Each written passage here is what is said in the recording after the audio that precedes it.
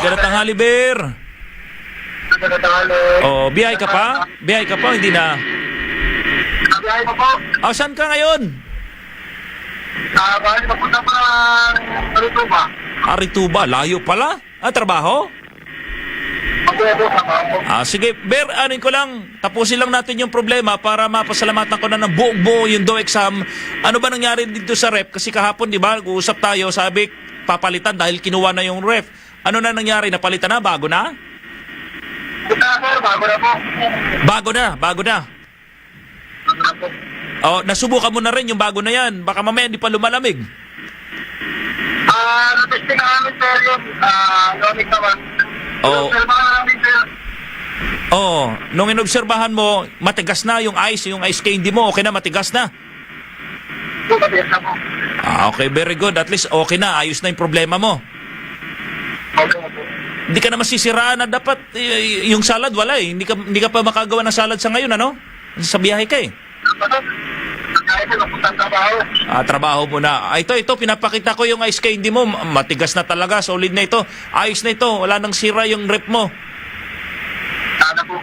Sana wala na. Okay, sige. Kailan balik mo, Ber? Siguro sir, mga 3 months o 4 months. Matagal pala. Destino pala trabaho mo. Kung celebrate ng mga birthday ng bata. Sana po. Bumiyahe ka lang, bumaba ka ng puerto dahil sa celebration ng birthday ng anak mo, ng bata. At least bago ka nakaalis, bago ka nakabalik sa trabaho mo, naayos mo yung rep para sa mga bata, wala silang problema. Kung tatambakan man to ng ice candy, walang problema. Pwedeng magamit para sa bata. Kung buwan, pwede sila mag-stock ng mga processed foods. Yan, stock na ng mga karne, ng mga isda, para hindi na mahirapan si Mrs. Opo. Okay, Ber, salamat. Pasalamatan natin do exam. Ma'am Lisa. Salamat po, Mabita, sa action. At pinalay po. Maraming salamat po. Okay, sige. Ber, thank you ha sa pagtitiwala sa XFM.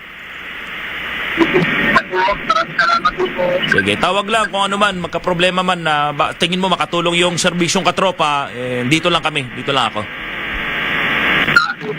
Ingat sa biyahe, Ber. Ingat. Okay, sige. Si Ber. Serbisyong katropa. Ayun, natapos na natin yung problema ni Ber. Tinuldo ka na natin ito. Serbisyong katropa.